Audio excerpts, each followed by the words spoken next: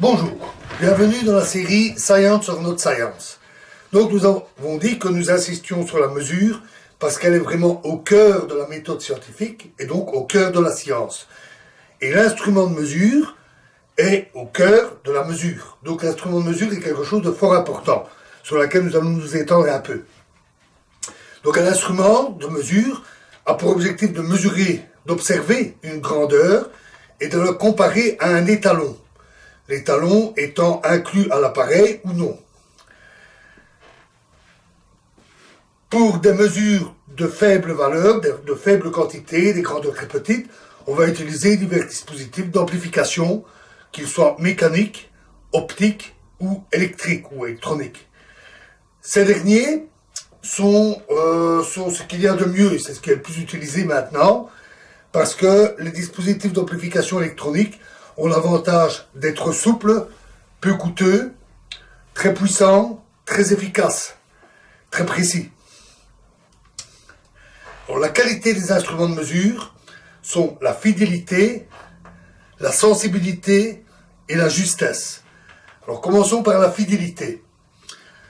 Si vous mesurez plusieurs fois la même grandeur, ou si vous mesurez plusieurs fois des quantités identiques, des grandeurs identiques, on s'attend à avoir un même résultat. Ça, c'est la fidélité. Ça signifie que les réglages de l'appareil doivent être reproductibles pour pouvoir toujours se mettre dans les mêmes conditions, qui ne subissent pas de dérive, c'est-à-dire une variation de la valeur mesurée au cours du temps à cause de divers phénomènes, tels que l'échauffement de l'appareil, par exemple, ou autre, ou l'usure. Et ça veut dire aussi qu'il doit y avoir des protocoles et des procédés d'usage de l'instrument de mesure afin de pouvoir corriger les défauts qui seraient inévitables. Les dérives se produisent très facilement, les écarts à la sensibilité. Prenons par exemple une balance à deux plateaux, une balance assez classique, qu'on utilise aussi bien chez soi pour mesurer le poids d'un peu de farine, ou dans des laboratoires de haute précision pour mesurer des quantités de produits chimiques ou de produits biologiques ou de petits échantillons de minéraux. La balance à deux plateaux est posée sur un fléau avec deux couteaux posés sur le fléau. Si les couteaux ne sont pas rigoureusement parallèles, alors la position des poids sur le plateau va influer sur la mesure, s'ils ne sont pas exactement au centre des plateaux. Donc, on peut là avoir des écarts de mesure pour les mêmes quantités mesurées.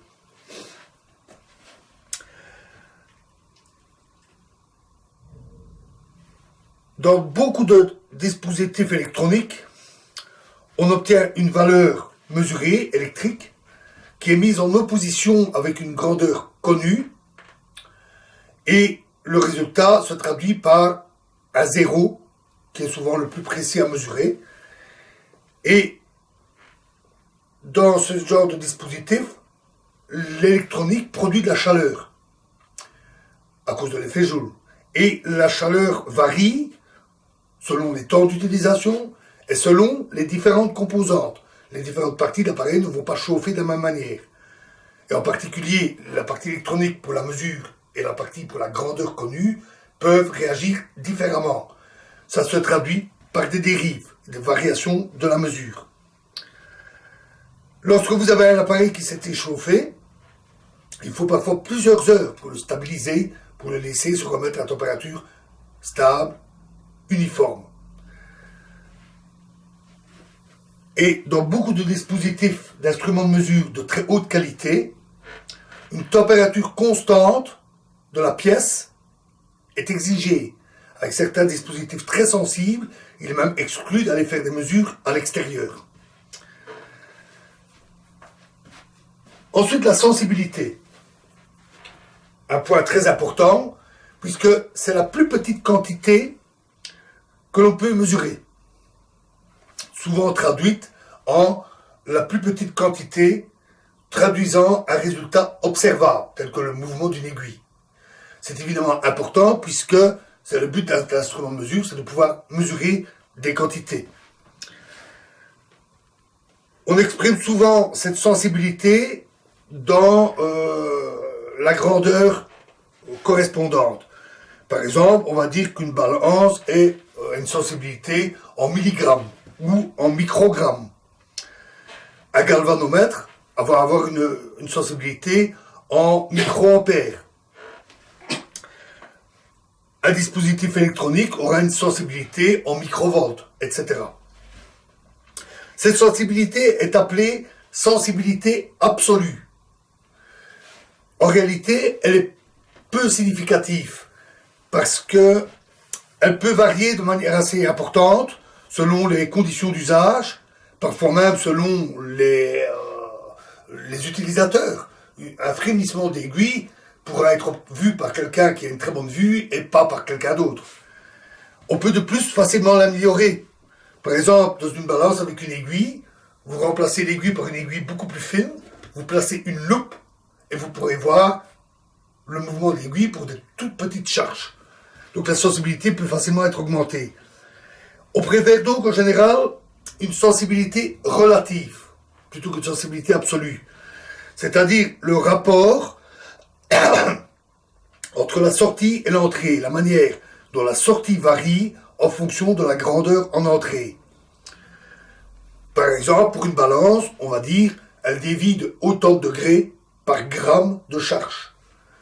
Un galvanomètre, on va dire que pour le spot lumineux du galvanomètre à 1 mètre de distance, puisque un galvanomètre a un cadre avec un spot lumineux, une aiguille ou un spot lumineux qui se projette sur un écran, on va dire à 1 mètre, on a une variation d'1 millimètre par microampère, par exemple. Dans certains cas, on a un amplificateur, et dans ce cas-là, on a une tension en volts à l'entrée, une tension en volts beaucoup plus grande à la sortie, et c'est le rapport des deux. Dans ce cas-là, on a la même unité des deux côtés, des volts des deux côtés. La valeur, la sensibilité absolue est alors, relative, est alors un nombre sans unité, et on l'appelle le gain. Un amplificateur d'un gain de 100 000, par exemple.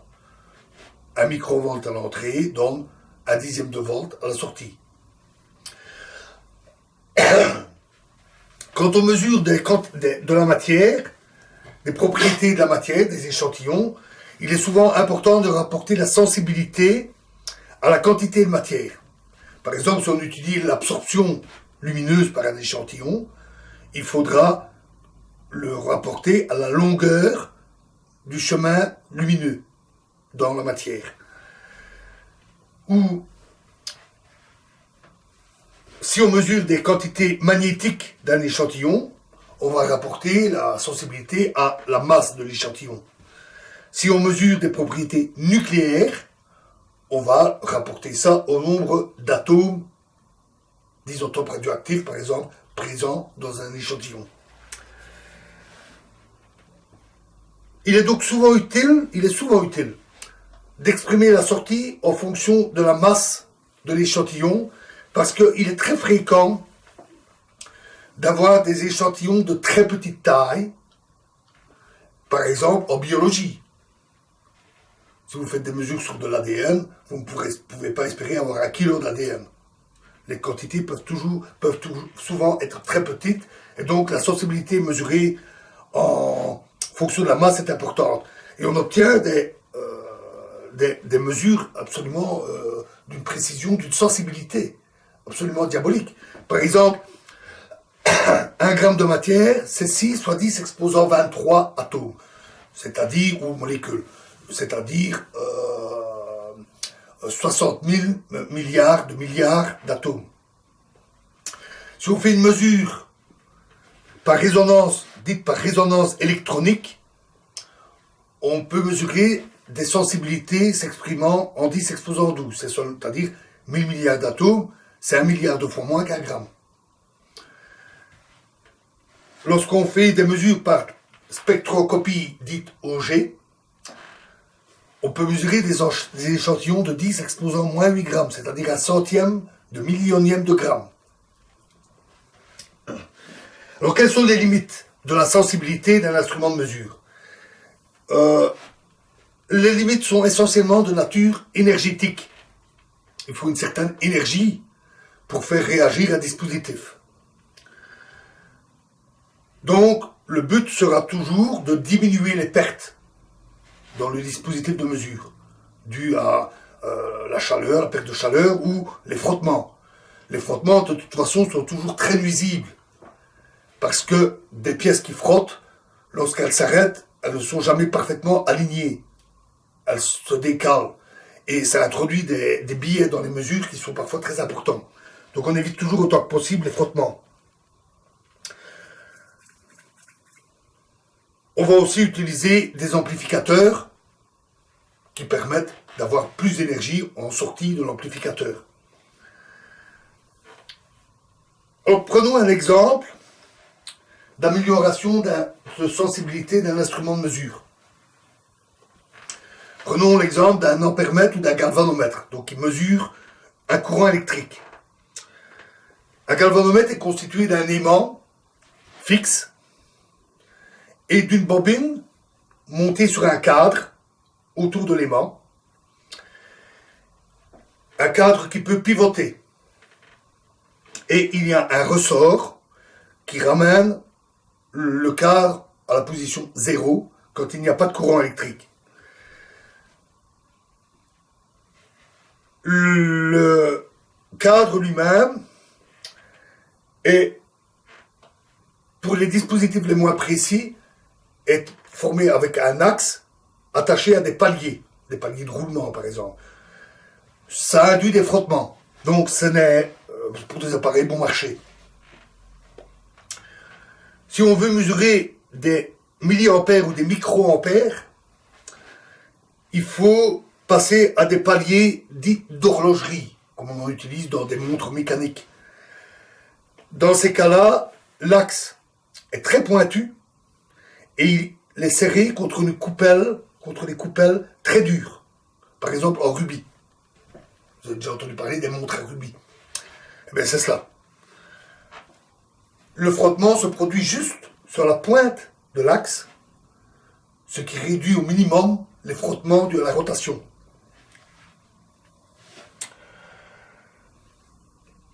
On utilise aussi des ressorts assez faibles, qui permettent d'avoir une rotation du cadre assez importante pour un faible courant. Et on va placer l'aiguille du dispositif devant un miroir. C'est très courant, même dans des appareils qu'on trouve simplement dans le commerce. Des ampèremètres que vous pouvez acheter dans le commerce. Il y a souvent un miroir derrière l'aiguille. Ça permet de réduire la parallaxe. Vous vous placez de manière à ce que le reflet de l'aiguille soit aligné avec l'aiguille. Et ainsi, vous avez une plus grande précision dans la visée de l'aiguille à l'œil nu.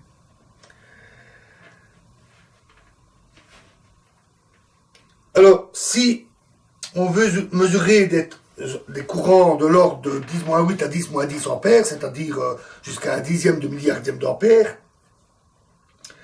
les pivots, même en rubis, ne conviennent plus, il y a trop de frottements. Donc là, on va utiliser un fil de torsion. C'est un simple fil tendu sur lequel est pendu le cadre, qui pivote. Et le fil fait office de ressort, c'est-à-dire en tournant, le fil se tord et peut ramener le cadre dans sa position. Pour un exemple, les premières mesures précises de l'attraction gravitationnelle entre des masses de métal a été faite avec des fils de torsion.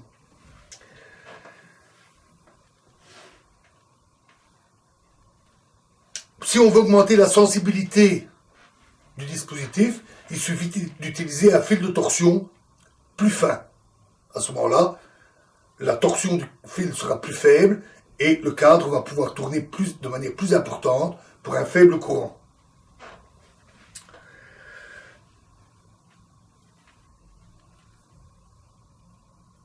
Alors, si on veut mesurer des courants encore plus faibles, de l'ordre du centième de milliardième d'ampère,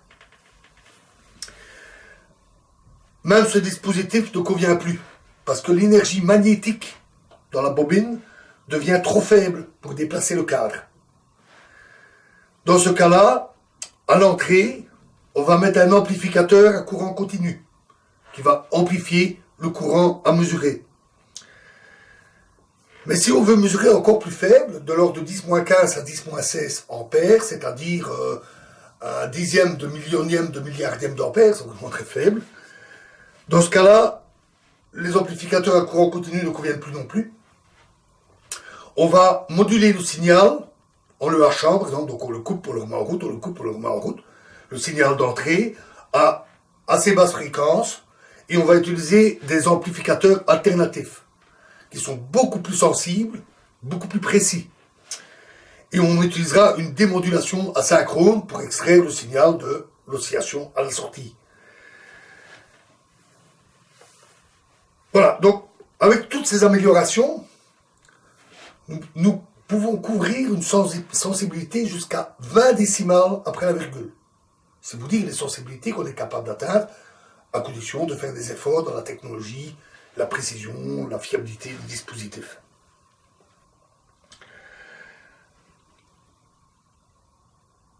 Il y a aussi d'autres problèmes qui peuvent survenir. Ce sont les perturbations au signal d'entrée dues à l'appareil lui-même. Par exemple, dans un ampèremètre ou un galvanomètre, il doit être monté en série avec le dispositif que l'on mesure. Donc le courant passe par le dispositif de mesure, puis par le galvanomètre. Et donc la résistance électrique du galvanomètre s'ajoute à celle du circuit, ce qui modifie le courant d'entrée. C'est évidemment ennuyant. C'est une limite qui peut parfois être contraignante, parce que par exemple, si vous voulez augmenter le nombre de spires de la bobine sur le cadre, de manière à augmenter le champ magnétique, et rendre l'appareil plus sensible, mais en faisant ça, vous augmentez aussi sa résistance électrique. Donc dans certains cas, ça sera possible, parce que cette résistance sera négligeable par rapport à ce qui est mesuré. Parfois, ça sera rédhibitoire.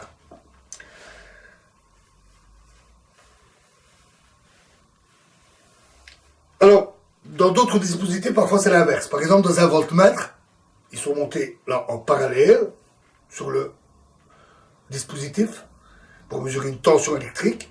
Et là, il ne faut pas qu'il y ait trop de courant qui parte dans le voltmètre. Donc, il faut que la résistance interne du voltmètre soit la plus grande possible. Dans ce cas-là, on donne souvent dans les sensibilités la résistance du dispositif en ohm par volt d'entrée pour mesurer la qualité du voltmètre. On peut améliorer, augmenter la résistance d'un voltmètre en utilisant des amplificateurs électroniques, des amplificateurs dits opérationnels, qui ont des résistances d'entrée absolument énormes et qui donc conviennent très bien pour ce genre de dispositif. Donc ça, c'est les améliorations et les problèmes techniques qui peuvent survenir dans un instrument de mesure. Mais vous en avez d'autres, vous avez aussi des limitations d'origine physique, contre lesquelles il est beaucoup plus difficile de lutter, puisque c'est la physique, c'est la nature, elle est comme ça. Donc ça peut être beaucoup plus compliqué. Un exemple, c'est l'agitation moléculaire. Dans le fil de torsion, dans le cadre, dans les fils électriques, avec la température, les molécules sont agitées. De même, le spot lumineux qui peut être utilisé à la sortie d'un galvanomètre est constitué de lumière, elle-même constituée de photons qui ont un caractère discontinu.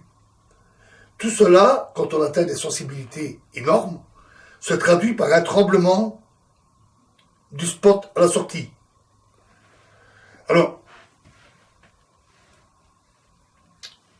on peut lutter contre ce genre de phénomène, par exemple avec une mesure de suffisamment longue durée, et en enregistrant le résultat et en faisant une analyse statistique pour avoir la valeur la plus précise possible, à condition de pouvoir faire une mesure de longue durée.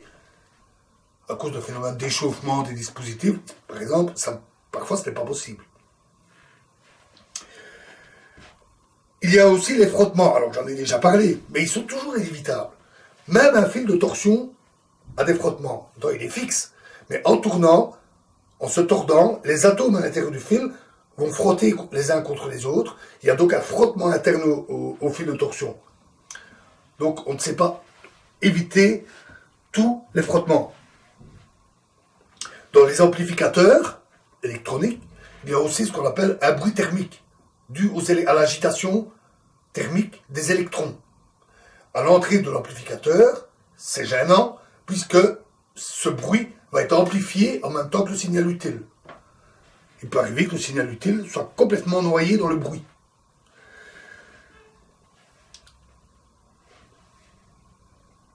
En général, on ne peut pas mesurer une puissance qui est plus petite que kT delta nu. Alors K, c'est la constante de Boltzmann, qui est très petite, hein. C'est environ 10 exposé au moins 23 joules par Kelvin, fois la température absolue, et fois la bande passante du dispositif. Ça, c'est la limite en puissance d'entrée. Pour améliorer ça, pour avoir des puissances plus petites, mesurables, on peut diminuer la température. On peut travailler à très basse température. Alors c'est souvent très compliqué. Parce que les échantillons peuvent très bien ne pas supporter des froids trop faibles. Ou on peut vouloir le mesurer à une température donnée, précise. L'électronique aussi supporte assez mal des températures extrêmement basses. Et en plus, les dispositifs de refroidissement sont parfois compliqués et coûteux. On peut aussi utiliser la modulation, donc j'en ai déjà parlé. Ça permet, par une démodulation synchrone précise, de diminuer la bande passante. Mais évidemment, ça a ses limites. Plus vous limitez la fréquence de filtre en sortie, et plus vous limitez la puissance reçue. Donc ça peut, si on veut aller trop loin, en définitive, on diminue la sensibilité. Donc, il faut pouvoir jouer avec les phénomènes physiques et essayer de faire au mieux. Une autre limitation physique courante, c'est en optique, dans des dispositifs optiques. C'est le phénomène de diffraction de la lumière. Le fait qu'un faisceau lumineux bien droit qui passe par une petite ouverture, la lumière se disperse. C'est quelque chose que vous pouvez observer très facilement avec la lumière du soleil. Si vous êtes dans une cave avec un soupirail, vous verrez que le faisceau lumineux qui en sort est bien droit. Mais si vous avez une paroi avec un tout petit trou, vous verrez que ça brille. Avec le soleil derrière, bien sûr. Vous verrez que le trou brille parce que la lumière est dispersée à la sortie. Ce phénomène physique limite la précision des objectifs et des dispositifs microscopiques. Si vous observez un point avec un microscope, ce que vous verrez n'est pas un point, mais une tache qui est de l'ordre de la longueur d'onde de la lumière utilisée pour ce qui est de la taille de ce qui est observé. C'est ce qu'on appelle le pouvoir séparateur d'un microscope. Alors, une manière de résoudre ça, si possible, c'est de diminuer la longueur d'onde. Quand c'est possible. Par exemple, en astrophysique, avec des télescopes, des radiotélescopes, on ne peut pas diminuer la longueur d'onde, c'est celle qui est émise par les étoiles. Elle est ce qu'elle est. On peut aussi utiliser, si c'est en laboratoire, des ultraviolets.